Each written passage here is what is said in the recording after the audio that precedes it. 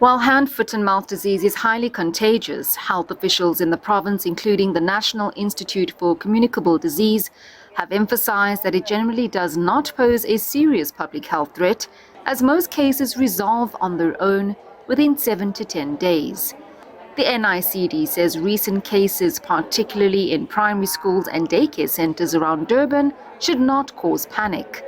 It says children are susceptible to contracting hand, foot and mouth disease as their immune systems are still developing compared to adults, but has cautioned parents to practice good hygiene as they too can contract the viral infection. So with adults, as we'd mentioned, it's less common for them to get the disease, and when they have it, they may actually not show symptoms at all, unlike children who most likely would show symptoms. So in an adult, they may not show symptoms at all, or if they actually do show symptoms, they may be much more mild than what a child will have.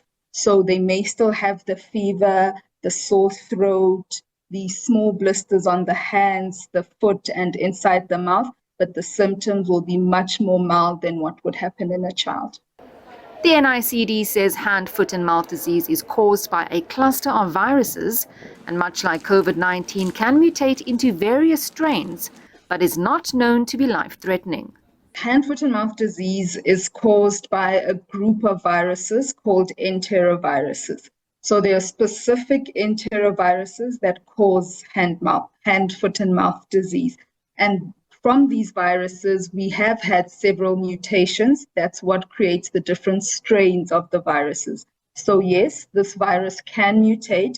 However, the illness that is caused by the viruses that cause hand, foot and mouth disease is quite mild, self-limiting, resolves by itself. So it isn't a concern right now. In areas where people do not have access to clean running water, officials have advised that the water be purified.